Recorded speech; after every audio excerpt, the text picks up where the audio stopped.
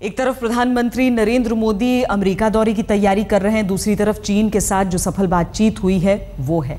लेकिन चीन भारत को यह भरोसा तो दिलाता है कि सीमा पर सारी दिक्कतें दूर कर दी जाएंगी, लेकिन चीन की सेना भारत की सीमा में तंबू गाड़ कर बैठ जाती है। चीन का ये चरित्र और चीन की ये दोहरी चाल समझ में नहीं आती, फिर संबंधों में बेहतरी का सपना भी बेमानी लगता है।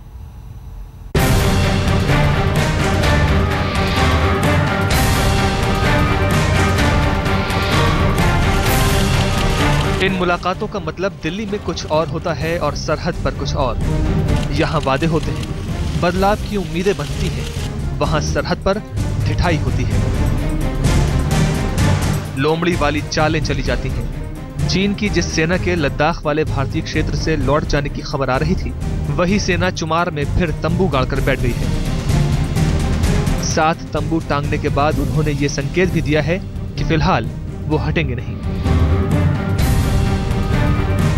भारत के लिए रणनीतिक रूप से बेहद महत्वपूर्ण पोस्ट 30R के पास 100 के करीब चीनी सैनिक जुड़ गए हैं। इस पोस्ट से ही भारतीय फौजी चीन के कब्जे वाले इलाके पर निगाह रखते हैं।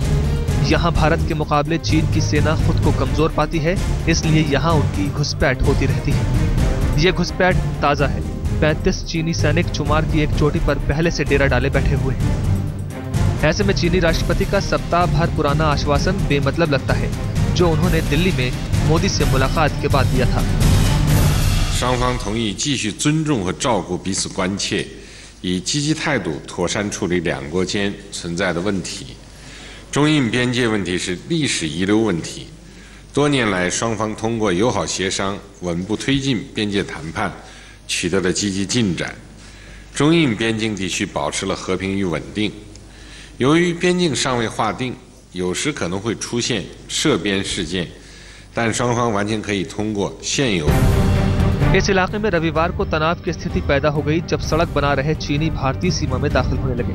उन्होंने दावा किया कि उनके पास ताइबल तक सड़क बनाने का आदेश है, जबकि ताइबल भारतीय सीमा में 5 किलोमीटर अंदर का हिस्सा है। चीन की गंजी निगाह चुमार पर बहुत पहले से गड़ी हुई है, जिसे भारत लगातार बचाने की कोशिश करता रहा है। आज तक ब्यूरो।